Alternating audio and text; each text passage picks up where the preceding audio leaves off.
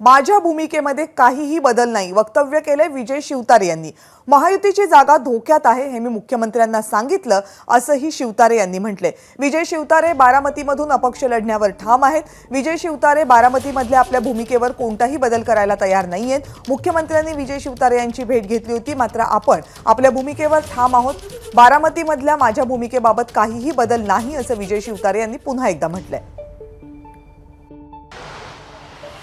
विजय शिवतारे एका बाजूला बारामती लोकसभा मतदारसंघाचा दौरा करतायत आणि दुसरीकडे सातत्याने मुंबईला जाऊन वरिष्ठ नेत्यांची भेट देखील घेत आहेत। त्यामुळे बारामतीमध्ये ते दौरा करत असताना ते निवडणूक लढणार असं सगळीकडे बोललं जातं, मात्र मुंबईला एकदा गेले की काय होणार असा प्रश्न विचारला जातो। पुन्हा एकदा बापू, तुम्ही मुंबईवरून आलेला आहात, काय निर्णय आहे, काही बदल झालाय? नाही, बदल काहीच नाही। 2 दिवस मी अनेक काही सहकारी नेते सर्वांशी भेटलो।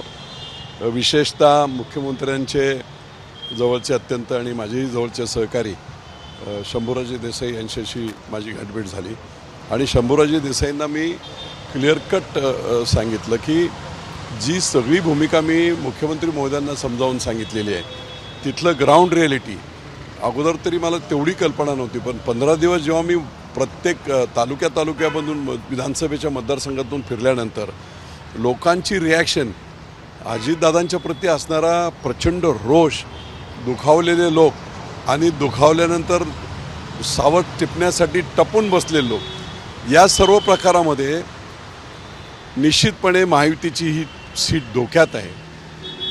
ही परत त्यांना नीट समजावून सांगितलेलं आहे आणि नंतर काल मी शंभूराजेंना मी असं सांगितलं की बा अपक्ष लढण्याऐवजी महायुतीतून ही सीट मुख्यमंत्री महोदयांना मी 24 तारखेला लेखी पत्र दिलं होतं की ही सीट महायुतीमधून शिवसेनेला मागून घ्यावी। इलेक्टिव्ह मेरिट निवडून येणे हाच निकष असेल तर विजय शिवतारे आणि धनुष्यबाण असेल तर ही सीट मी निश्चित जिंकेल आणि म्हणून ही सीट मागून घ्यावी अशी विनंती त्यावेळेससुद्धा केली होती।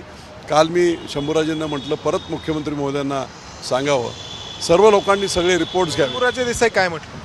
ते ठीक आहे, तुमचा निरोप मी त्यांच्यापर्यंत पोचवतो। आज आता त्यांची मुख्यमंत्र्यांना जेव्हा तुम्ही ही मागणी केली होती तेव्हा त्यांची काय प्रतिक्रिया होती? नाही, ती सीट आपल्याकडे नाही आहे हे वास्तव त्यांनी सांगितलं होतं, पण आता इलेक्टिव्ह मेरिट हा हे पाहता अनेक ठिकाणी भाजपची सीट शिवसेनेकडे, शिवसेनेची सीट भाजपकडे, शिवसेनेचा उमेदवार राष्ट्रवादीकडे, हे सगळं जर चाललेलं आहे सीट मॅक्झिमम निवडून आणण्यासाठी, त्याचा एक भाग म्हणून मुख्यमंत्री महोदयांनी ही सीट मागावी अशी विनंती मी त्यांना केली आहे। अगदी समजा जसे आढळराव इकडून सेनेतून राष्ट्रवादीत गेले, घड्याळावर लढतात, तसं भाजपच्या कमळावर लढायची जरी पाळी आली तरी मला अगदी आनंद होईल असेल, मला काही त्याच्याबद्दल। अच्छा, म्हणजे भाजपच्या कमळावरती तुम्ही बारामतीची लोकसभेची जागा लढवली तर ती सोपी जाऊ शकते असं तुम्हाला वाटतं? नाही, एक लक्षात घ्या, पवारांच्या विरुद्ध अंडर करंट आहे हे वास्तव तुम्हाला 4 जूनला माहीत पडेल। प्रचंड अंडर करंट आहे आणि त्या अंडर करंटसाठी मी अपक्ष लढलो तरी जिंकेल, पण अपक्ष लढून हा संपूर्ण महायुतीतलं जे सगळं प्रेशर आहे त्याच्याऐवजी जर असा काही निर्णय तुम्ही भाजपच्या नेत्यांसोबत याबाबत काय बोललात? नाही, मी कसा भाजपच्या नेत्यांशी बोलेल? माझे नेते एकनाथभाई शिंदे आहेत, मुख्यमंत्री आहेत आमचे। मी बोलणे म्हणजे मर्यादा ओलांडणे मी करणार नाही। तर भाजपकडे निश्चित तुम्ही हे जे काही सगळं करतात, दौरे करतात, देवेंद्र फडणवीसांनी काही तुमच्याशी बोलणं केलं, काही त्यांनी मत व्यक्त केलं?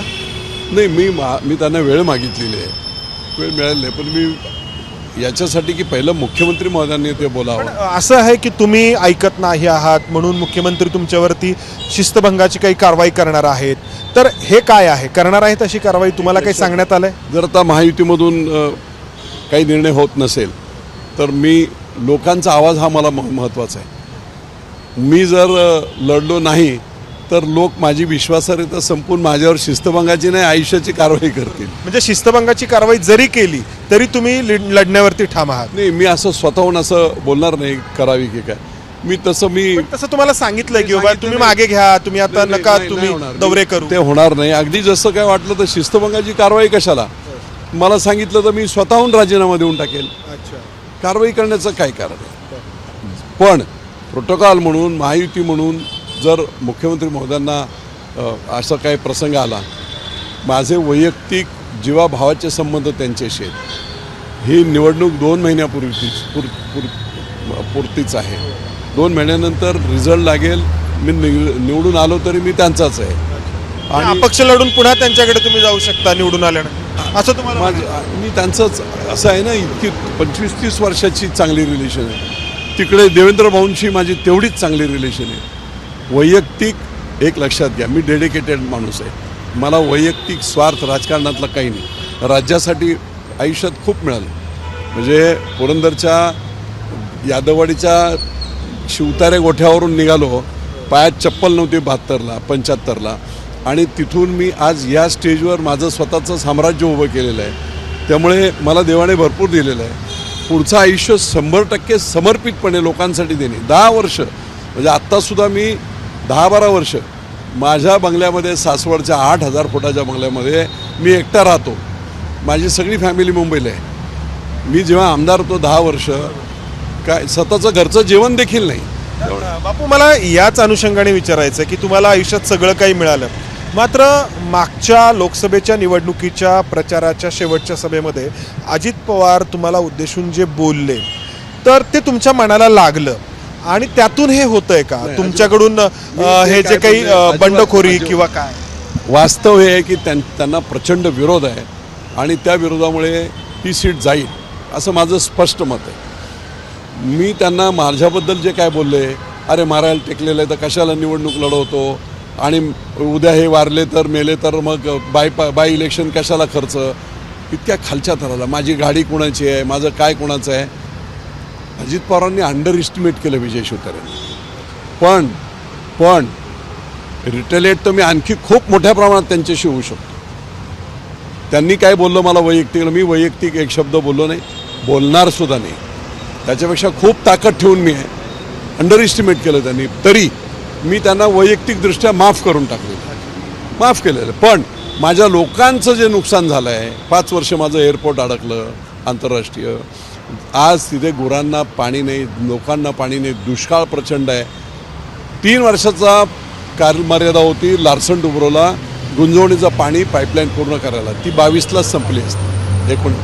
आत्ता रनिंग करत पूर्ण प्रकल्प पूर्ण होऊन ट्रायलसुद्धा सगळ्या झाल्या असत्या. निव्वळ अजित पवारांच्या हेकेखोरपणामुळे त्यांनी जे काम केलं त्याच्यामुळे माझ्या लोकांचं प्रचंड नुकसान झालं आहे.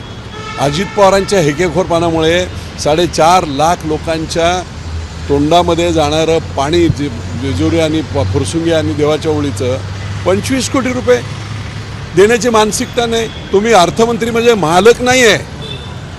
तुम्ही एसटी स्टँडला 60 कोटी घेऊन जाता, लोकांचे पैसे आहेत नाही.